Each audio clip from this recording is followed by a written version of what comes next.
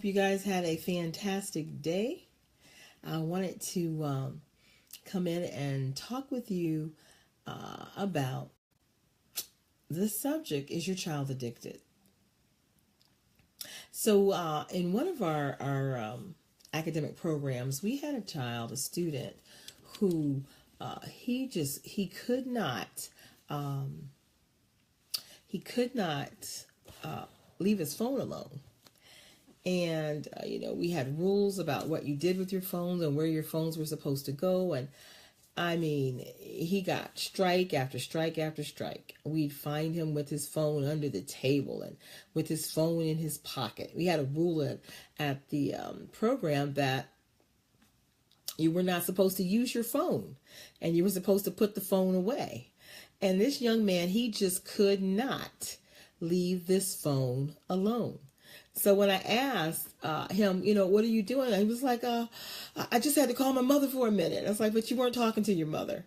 And so I was like, listen, you have three strikes and you're out. And you're already on strike 2. The next time I catch you with your phone, you're done. And so I happened to go walk outside to the playground. And this is a high school student who's out on the playground, leaning up against the wall, sneaking, looking at his phone. And I just said, that's your 3rd strike, you're done. And so, down the road as time went on, we were able to talk about it, but he was truly addicted to his phone. And I hate to say this, but there are a lot of students who are. Hey there, how y'all doing tonight? I don't even think we realize this phone thing is serious. And it has major implications. When you're constantly looking at a device, your brain is actually shutting off. You're not thinking creatively. You're not thinking deeply. It's almost like kids on phones all day is like drugs. It actually causes your brain to just kind of mellow out, and it keeps you from being able to think like you should. So we have our kids with phones because we want them to be safe, and we want them to be able to get in contact with us, and we want to be able to contact them if we need them. But the truth of the matter is that phone that you've given them may actually be opening them up to a world of hurt. And I just want you to think about it for a minute. What happens to you when you lose your phone? Do you freak out? I know sometimes I do.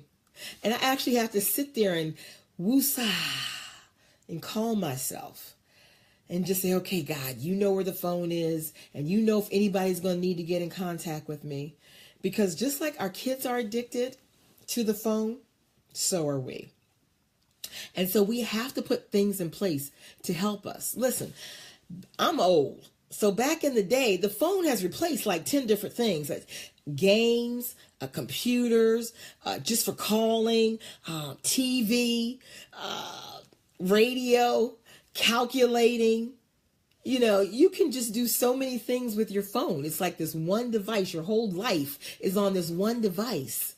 And I believe if we're not careful, we'll actually allow it to overtake us and really keep us from the quality life that God intended. How present are you with your child? In other words, when they're talking to you, are you on your phone? Because maybe that's why they're on theirs most of the time. Like when you go, you're in the car and there's no conversation going on. I've looked in cars and everybody's plugged up and nobody is communicating. Everybody's on their phone. There's a danger in that because you're missing out on the opportunities to connect with the very people that God put you on the earth to be with. You forget, or it becomes not as important to connect with those people because your phone is more important. In fact, you probably communicate more with the people on social media than you possibly do with the person that you're sitting next to. I have another question for you. When was the last time, thank you, Priscilla, you say I'm not old. When was the last time you had dinner together and there were no electronic devices around? No TV, no radio, no computer, no phone. You have to be intentional or the phone will take over your life. When you first begin to do things, like maybe sit at the table and eat without the TV or the phone on, it's going to feel so awkward because you're not used to it. But it is necessary because there will not be communication with your child if you don't figure out how to turn off all of those devices. You got to take breaks. So you actually have to have like times in your day. You might say, on Wednesdays, we're going to turn off our phones and the TV and we're going to play Monopoly. And at first they're going to be like, Monopoly? Who wants to play Monopoly? Well, pick something that maybe they would be engaged about. Maybe you go to the store and you find a board game. But do something that causes you guys to actually look at each other in the eye.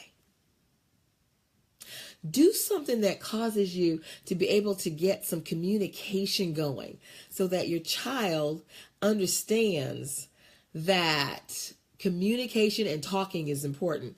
That's good, Priscilla. Phones are not permitted at dinner. It's so easy, especially as they get older, to let, a little more freedom creep in. But it is dangerous because it unplugs you from your child.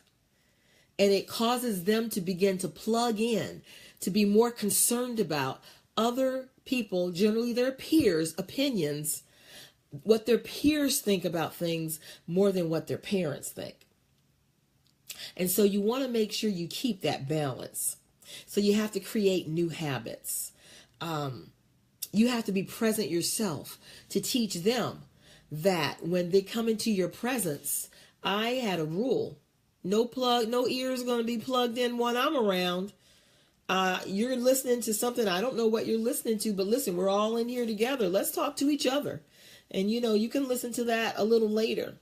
And it took them a minute, but they got it quickly because I realized fairly quickly this is going to become a problem if all the input that they're getting is not coming from us, but coming from outside of us. And sometimes we're wondering why our students their lifestyle becomes different when they become adults. They don't end up with our values or our morals. It's because they're really being influenced by their peers, by social media, by the world. And so we have to begin to find ways to get back in there. And you got to be very careful about it because otherwise they'll resent it. Oh, you took my phone. So no, you don't do it like that. What you do is you introduce something fun. You introduce something interesting for them to be able to do. It might be sports or a hobby. You get them out of the house. You get them focused and integrated into actually connecting with life and doing something physical that they can actually become a part of. And before you know it, they're not thinking about their phone so much. Here's something else I want to ask you. How many of you still allow your children to have their phone when it's time to go to bed? Are they on their phones all night, talking to their friends on social media? Do you know? I do not believe it is a trust issue. I believe it is a maturity issue. I want to know what is going on those phones. And so at night, I recommend, okay, everybody here, put the phones down so we can make sure that they're actually going to sleep. The phones and the videos and the iPads and and they're smart. So we may, say shut down some things so they can rest, and they'll know 20 other ways to connect. And so we have to be savvy ourselves. It was one other thing I was thinking. We have to be savvy ourselves because they're ahead of the game when it comes to the electronics for us. But you have to Minimize the usage. You have to begin to introduce other things so that their brains can wake up and think. The phone, that constant social media, the constant input is shutting their creativity down.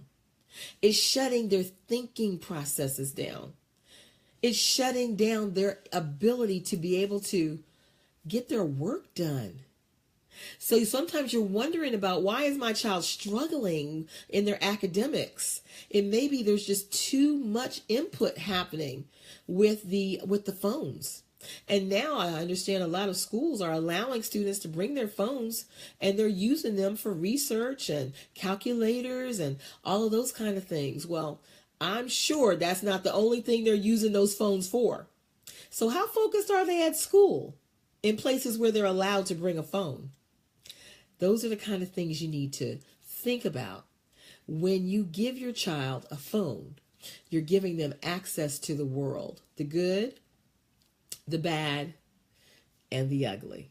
And so I encourage you to take a look at the habits that you guys have as far as your phone usage. Someone called a phone a mass weapon of distraction. A phone can cause you to be so distracted. Have you ever been on it and you were doing one thing and then you saw something else and you moved to that, and then you saw something else and you moved to that, and you even forgot what you originally were on the phone for? Well, just imagine if we're struggling with that. How do you think our students are struggling?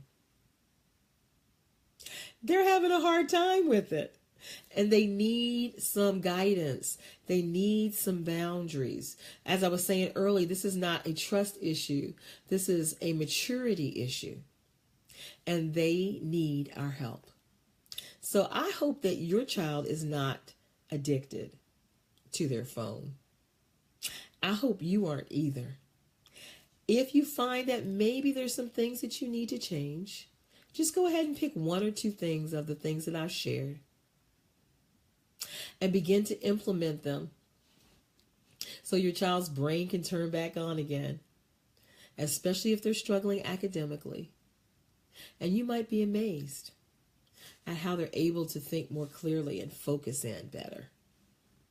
All right, guys, have a fantastic evening. This is Anita Gibson. I am a coach, speaker, and educational strategist, and the author of an up-and-coming book, Starfinder. Finally, almost to the end of that process. Actually, I'm hoping I'll have books in like the next couple of weeks, and I will be sharing those with you. You guys have a great evening. I love you. Good night.